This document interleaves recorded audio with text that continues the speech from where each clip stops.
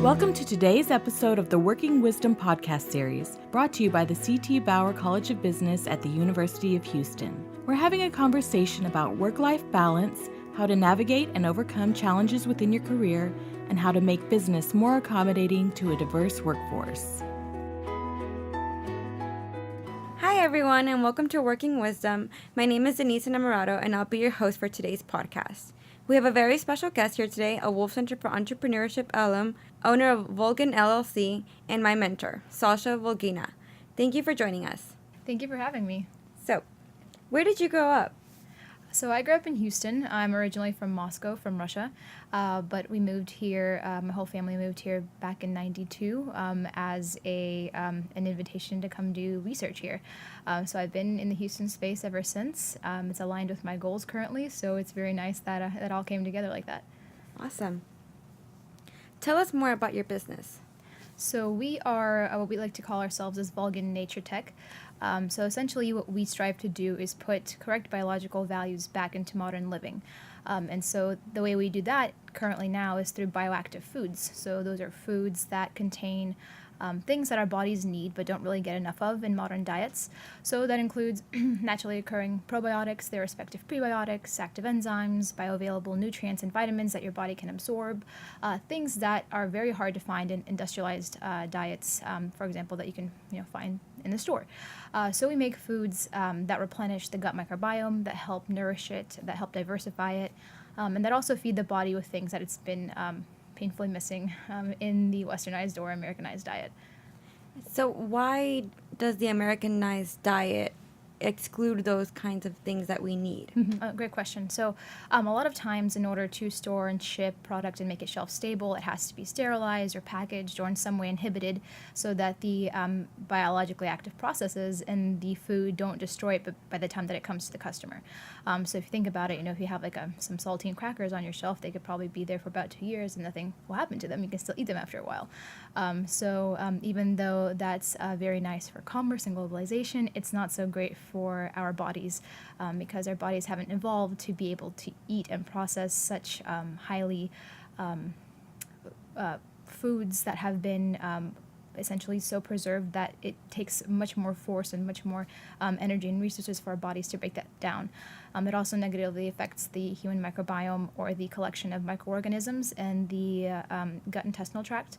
And that leads to chronic disease down the line. So whenever you have a continuous influx of preserved or industrialized foods on a human body, over time that leads to chronic disease and other cancers and things that the human population hasn't seen for hundreds of years. Okay.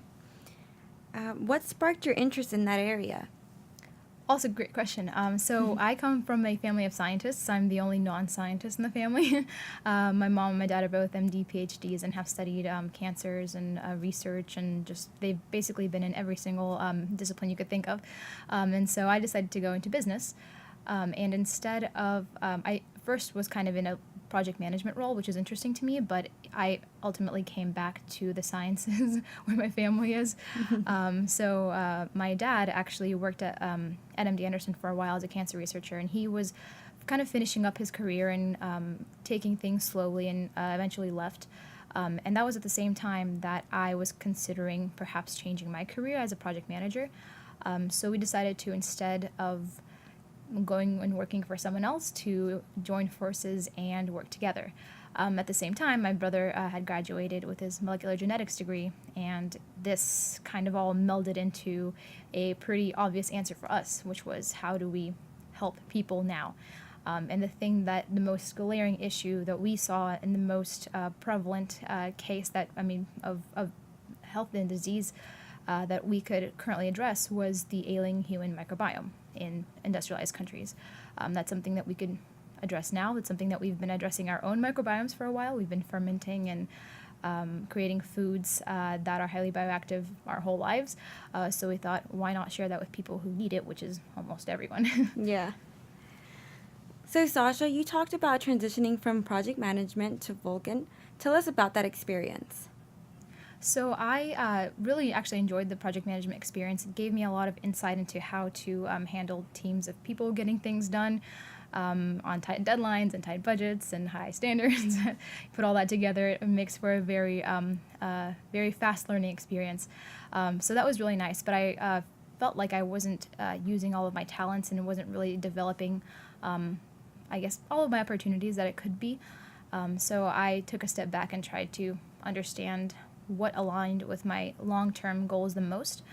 And I have a very hefty long-term goal that I set for myself a while back, and I felt that I should definitely be doing something that contributes directly to that goal. And that goal is to forever positively impact humanity in a way that will still remain after my time here. Which is very, very lofty, but I feel like the more that I focus on helping other people through, say, bioactive foods, which are very, very necessary for health, especially now, the closer I am in achieving that goal. Nice. So I wanted to go back to your college experience at Bauer and at the Wolff Center for Entrepreneurship. How do you think that helped you shape where you are now and your business? Oh my goodness, so much. Bauer has been instrumental in helping me in so many ways, especially in undergraduate. So as you mentioned, I went to the Wolff Center for Entrepreneurship for my entrepreneurship degree, and I also double majored in supply chain too. And I also attended the honors college here, so it was a very nice kind of confluence of skills and different types of skill sets that I developed in each of those programs. So the Wolff Center for Entrepreneurship obviously did a lot. Did a lot in helping me figure out, not only how to run the business from, the more like business operational point of view, but also how to align my goals and my visions all in one. So kind of personal plus business development all in one. Very nice, and of course, I got put on a business plan team as well, so it really helped with the whole public speaking and the pitching, and made me really comfortable in front of groups of people or intimate settings. So really kind of honed in my communication skills much more. And so the supply chain management degree also really helped me in the kind of the technical aspects of business running.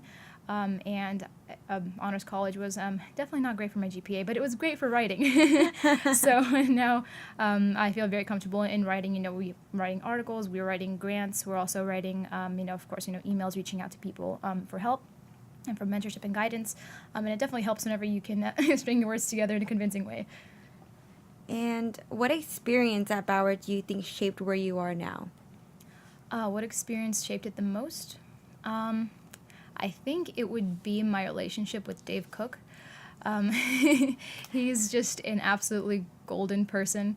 And I mean, as anybody who knows him knows, just even being around him or speaking to him and him taking the time to really listen to you and to help you through whatever you may be going through gives you a kind of confidence that's very hard to find anywhere else. Yeah. So I'm sure you know firsthand now, of course, because that's just the way that he is, and yeah, he's really helped. Shout out to Dave Cook. Yeah. Okay, we're going to take a quick break to hear from our sponsors. We'll be right back. Join the conversation. Bauer College's Working Families Initiative is bridging the gap between industry and academia to create a conversation on how organizations can make the workplace more family-friendly. We're talking about flexibility, maternity and paternity leave, and career transitions. For more information about the Working Families Initiative at Bauer College, including upcoming events, visit bauer.uh.edu/workingfamilies. All right, so we're back here with Sasha, and we're going to continue talking about her experience at Bauer. How do you implement what you did at Bauer to now? So I've learned a lot of invaluable tools at Bauer that I essentially implement daily. So partially some of that comes from being a student and being able to prioritize my tasks correctly and writing them down in a way that I'll actually get to them and not oversee them or forget something. So, with being so involved in Bauer, I had to very much be able to organize my calendar effectively. And also there's several things that I use pretty much daily that I gathered here. So, for example, Dr. Gardner's class, I guess the writing Bible, Strunk and White. I use those principles all the time, and that's something that I use basically daily. There's some things that I've learned in the Wolff Center, like the business plan canvas. I do use that. I use a lot of things that I've just learned as being in the Wolff Center. For example, how to present myself correctly, how to be confident in a context in which I maybe shouldn't be confident because, say, I'm not prepared or something. Just being able to be confident and hold myself in a confident light, I guess. Awesome. So can you tell us more about the moment when you were like, I'm ready to do this, or like that leap of faith from having a full-time job to starting your own business? So I think that kind of light bulb went off in my head when I came in on a particularly busy week on a project.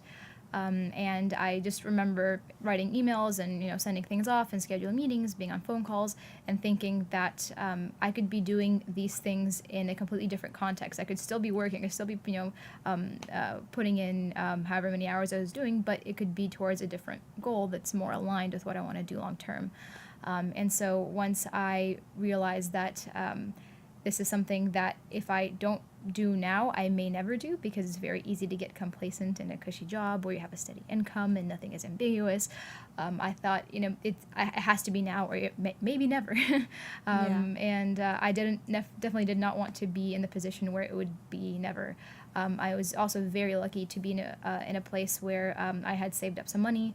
And I had a very supportive system, not only from the Wolff Center to make that leap of faith into entrepreneurship, but also from my family and my friends, that I could take that step and be confident that I'm not completely ruining something or ruining my life or anything like that. And if anything, I had the outlook that if I failed, that's okay. I have this experience, and this is something I can apply to almost any other job in case I do want to go back into the workforce. Yeah, I think it's really amazing that you and your dad and your brother are all doing this together. So that's pretty awesome. What are Volgin LLC's goals for 2019? So we have been recently discussing that. We would like to expand. Currently, we had been selling for the full year of 2018, so we have exactly 1 year of revenue data and all kinds of data.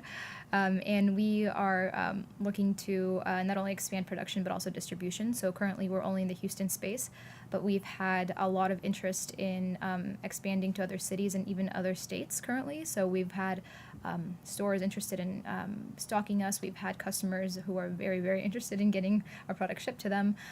So we have to figure out how we are going to structure our infrastructure and our distribution strategy so that we can sustainably grow in a way that maintains product quality, because since we do have very highly bioactive and very non-shelf stable products, it's very important that we still continue to use the highest quality ingredients we can find, and also make sure that these products arrive to the customer in the same quality that they left our possession.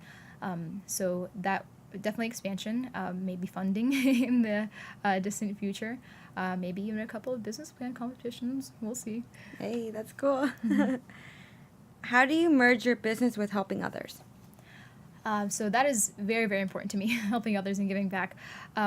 So being in the startup space, I can't exactly say I'm swimming in money, so I cannot give via scholarship or anything like that, which I really would like to at some point.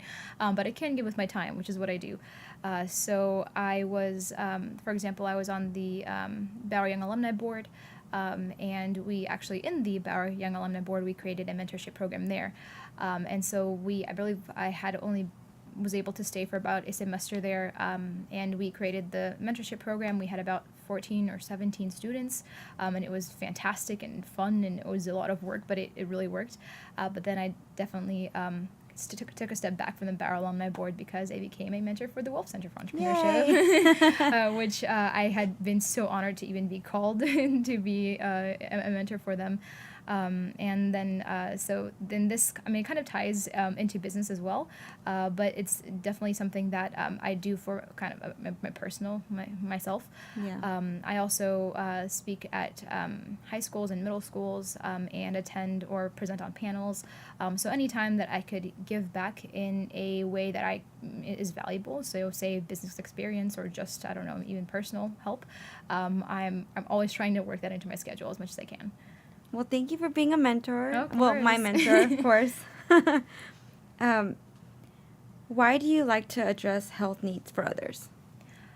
So this, because it, one, aligns with my long-term goal directly. So everyone in my family, I mean, my grandma helped, with the polio vaccine, and my dad, did cancer research that's being used now. And the recent Nobel Prize that was awarded to MD Anderson was based on the same things that he was working on. So there's a lot of progress in the science space that was made that helped other people. And so it's very important for me that my product does that as well. And even though it's very simple, I can't say simple, it's very easy to go into a business that will make, high revenues, over, just kind of ROI is number one. And even though it is very important, what's also much more important to me is to be adding value to people that we're helping.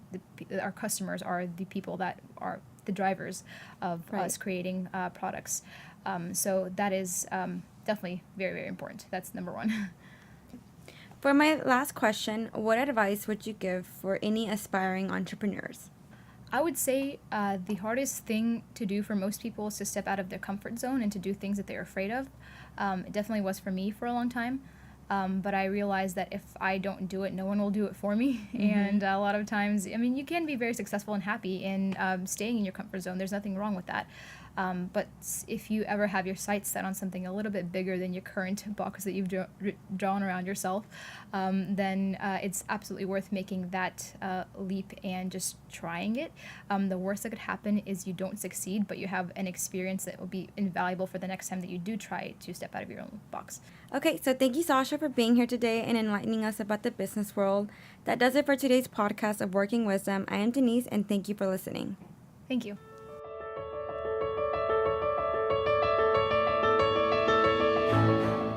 Thank you for listening to today's episode of the Working Wisdom podcast series from the C.T. Bauer College of Business, brought to you by the Working Families Initiative. The initiative aims to provide support and access for women in business school and the workforce, and to generate research that organizations can use to implement policies and standards to benefit a diverse workforce.